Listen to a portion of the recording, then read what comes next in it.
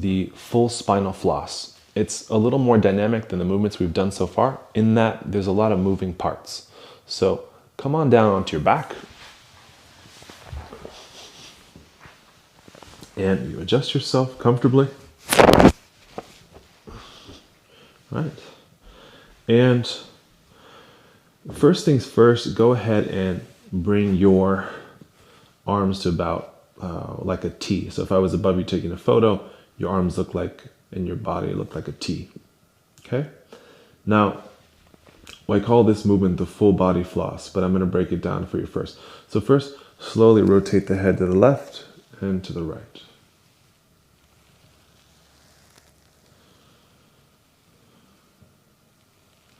Now, it's a small movement, and it's not a big movement, but go slow and see if you can feel the muscles pulling your head to the left and lengthening on the right to allow that to happen, and then pulling on your right as your head goes to the right. Your left side has to relax a little bit in order for your head to go to the right.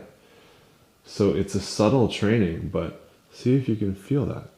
As the head goes to the left, something tightens on the left side to bring the head over to the left, and the right side has to lengthen a little bit. The more sensitive we become, the more this becomes like a lot of feeling. You might even notice that there's a little stretch on the side of the neck that's lengthening a little bit to allow the head to twist. Good. All right, good.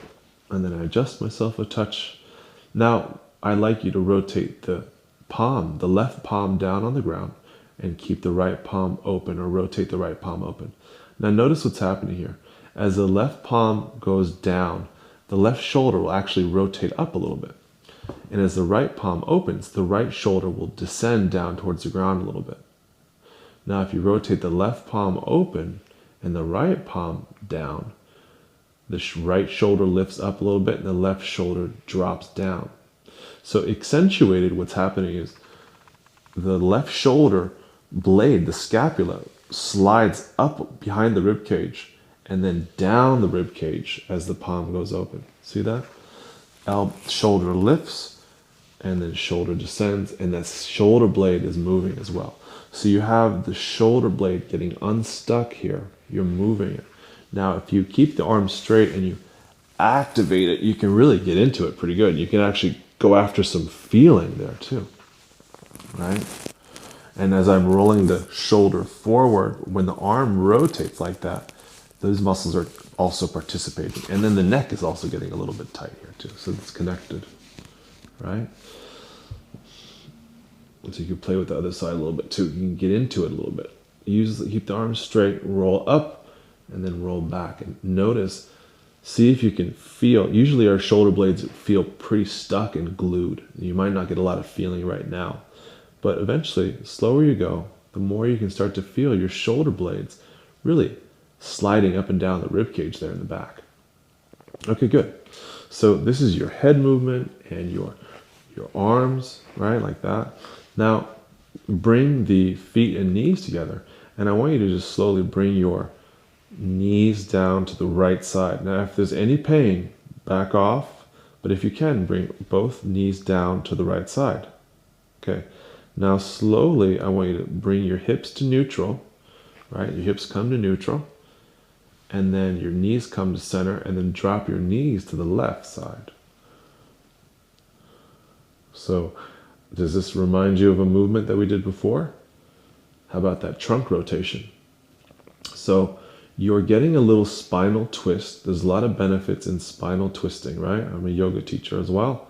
Spinal twist is really helpful in all kinds of reasons.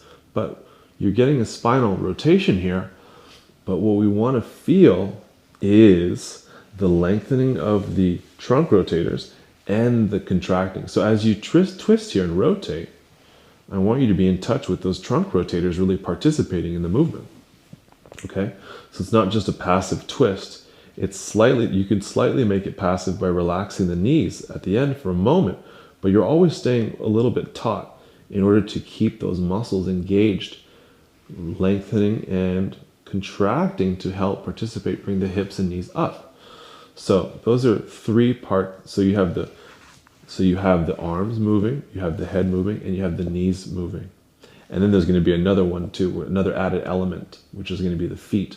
But so let's start this way. So drop the knees to the right, okay? Left palm open, right palm down.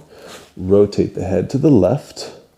Now, rotate the left palm down, knees come up, right palm open, knees start to drop to the left side, and head rotates to the right. So you have all these things moving together. Knees up, knees go to the right palm down, left palm open, head moves to the left. So you're getting a full spinal rotation from the occiput, like just below the occipital ridge, the spine just below the occipital ridge, and even in the atlas, all the way down to the lower lumbar and sacrum. You're getting a nice spinal stretch, and the muscles in between the vertebrae are contracting and relaxing. So this is a nice movement for the spine. And then you're also getting the trunk rotation going with the movement of the legs and trunk. And then you're also engaging a little rotation in the shoulders, shoulder blades. So this is a really nice movement that integrates a lot. And it should feel pretty comfy and cozy and luxurious. In fact, make it feel luxurious. Make it feel good. And if you want to pause here and stretch a little bit, okay. But you are pendiculating, you're contracting, relaxing, right? Now, let's throw in this other element. It's going to blow your mind. So when let's say your knees drop to the left, your left palm down, your right palm open, and your head rotated to the right. Now I want you to, in this position, you'll notice that the outside of the right foot is lifting off the ground, and the inside of the left foot is lifting off the ground. Now I want you to, like we did with the hips, evert the right foot a little bit, just a touch, and invert the left foot. So you're going to engage the movement of the ankles a little bit. So just activate the ankles in that way, and then slowly bring the knees up and switch sides. So everything stays the same. You rotate your head, left palm open, right palm down, and then you invert the right foot, evert the left foot. See if you can feel that. It's a little tricky, but you get a little feeling, and then whammo, switch it up. So now you get a whole bunch of things happening all at once, and you're getting a lot of fruits for your labor. Now with the inversion and eversion of the foot here, don't worry about getting so much feeling. Just activate the movement, and that will make an effect on the hips. You can already start to feel them opening from doing that. Nice and slow. Somewhere in there, of course, you're breathing. I'm talking, so it's a little bit different for me. But okay, now I got over-focused on the inversion, eversion hips. I forgot to move my head. You want everything moving together, and we'll just do a couple more times.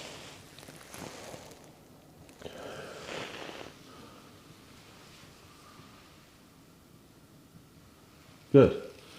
And then bring your arms down, legs down for a moment, and allow a breath cycle to happen. So just let the body breathe in, let the body breathe out.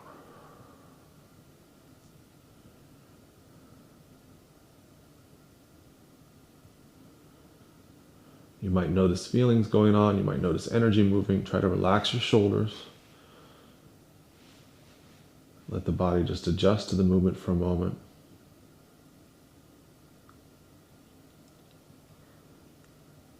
Good. And you might feel quite a bit longer through your torso and trunk. In fact, when we do these pendiculations, the muscles open up, and then guess what happens? We feel taller because the anatomy, our bones, aren't compressed. The bones actually get compressed with tight muscles. So when we open up the muscles, guess what else can open? The joints can open, and then the feeling of length and space gets created, right? Good.